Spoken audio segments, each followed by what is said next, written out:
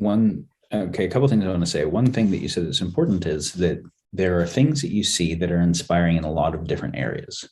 It's important to recognize the basis of hope or solution is not a single thing, right? Because it's like there's some stuff we see in material science that makes better solar panels possible and better batteries possible and things like that, and better recycling and manufacturing of goods possible. And there's some things in the application of AI to personalizing education that could make completely better types of education possible, and some things that we see in psychedelics. And so but that also doesn't mean that we can say we don't also see applications of those technologies that are super destructive. And so we can't just say the techno-optimist version, it's all happening, it's all good, just let the market do its thing and it'll happen, and tech do its thing. It's not true. But it's also not true to say that there aren't the precursors to adequate solutions. But also it's not one thing, it's lots of things, right? So then there's a whole ecosystem of solutions. What do they have in common? We can get that, like, whether we're talking about tragedy of the commons or arms races, there's something in common to escalating competition for narrow success metrics that externalizes harm to lots of things, where that thing has to change across the scope writ large. And that's why we're talking about culture and the mindsets of people that could build new types of social institutions and even better versions of what we think of as the market right now. I want people to not think about, like, oftentimes they'll hear about the crisis and be like, what is the solution? As if there's like some singular thing someone could say that would make any sense. And that's nonsense. It's not going to be the solution, not the second coming, or just let the market do its thing, or AI will solve everything. So it's like, well, what are the problems? There's a whole scope of things, and it's a lot of stuff that has to happen. Then seeing how it's all connected is important, but it's not going to fit into a tweet. And so expanding your attention span to not say, my hope, you've got like 90 seconds to give me the solution of the thing I'll feel hope about. And if I don't have that, then I'm going to jump into either nihilism or, some kind, like, that's important. The other thing I was going to say is, you were mentioning that people are oriented towards sensations they want to have, not necessarily the thing. The thing is a path to it. And then you were talking about the spiritual experience and sensations that were occurring that were decoupled from external things happening, right? You were, rather than all the things you needed to get in the world, you were even more overwhelmed sensationally by how much you had taken for granted all the little things in the world, even like that there is such a thing as color at all, right? As opposed to or sight itself. Yeah. Or a reality to see, or the fact that reality happens to be as fucking beautiful as it is. When you're having that experience, it's very recontextualizing to the other state of mind that can really obsess over exactly what stuff your house is made of, right? So it's interesting. There's something where you're saying, like, okay, I want certain kinds of sensations. As long as those sensations are based on just what's happening in the external world, I will have a basis to need to compete with the other guy to rearrange my external world better than his, or with those scarce resources.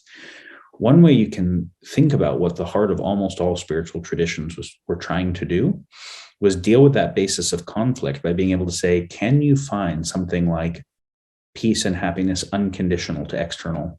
Can you find those sensations internally so that you're no longer driven to get sensations?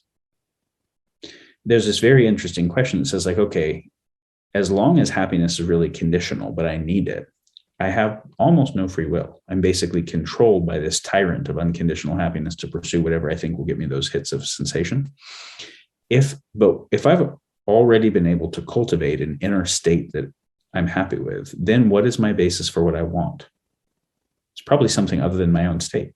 So it's almost like, and this is why do you start your day with the right kind of meditation, whatever, is it's actually only when I have tended to my own state that real virtue can even emerge, where I can want something other than what's in it for me. Yeah. Right? And so this is another real deep basis of spiritual personal development, is virtue can emerge authentically more when I've tended to my own state. And I can tend to my own state independently of rearranging the atoms in the universe to be a particular way. Um, the last thing I was going to say is what you were mentioning about psychedelics and the empathogens, the MDMA. So imagine if you had this experience and you feel the hunger of the homeless guy and you feel the heartbreak of the woman and all the people. And afterwards, you come and journal about it.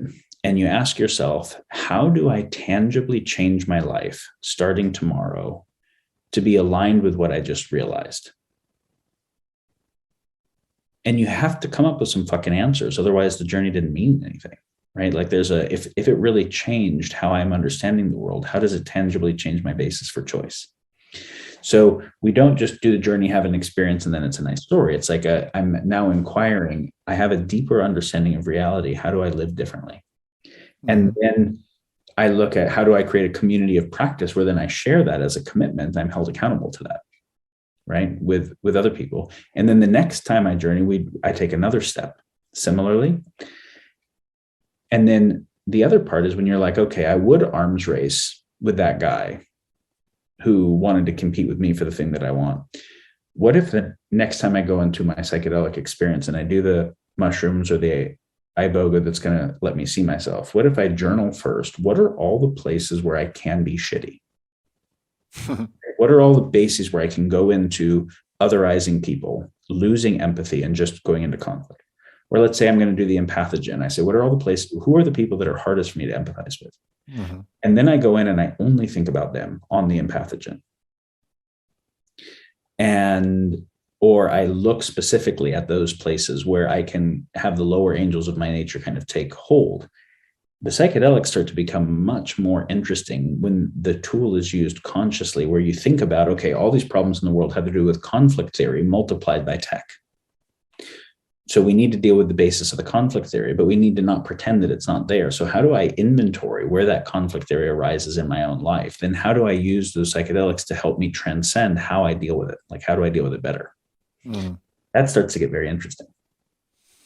No doubt, because there'll be some benefit that's gained just from the experience itself, but it's multiplied. It's multiplied, not added. It's multiplied by the intentionality behind it and the structure of doing those similar things, which sometimes can naturally arise in the nature of a traumatic experience. Usually there's a perpetrator of said trauma, and you will be often invited to go find the place of forgiveness for that perpetrator, which is the ultimate alchemy of the trauma.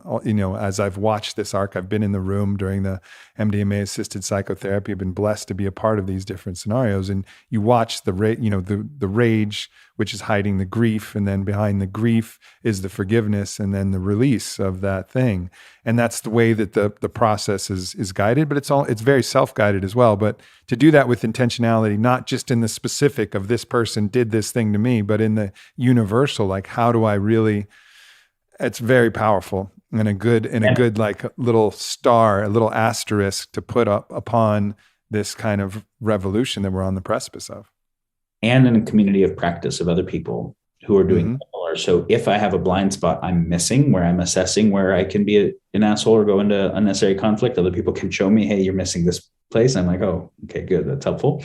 And where if I'm really growing or not, there's other people that can help assess, actually, you keep talking about the same shit journey.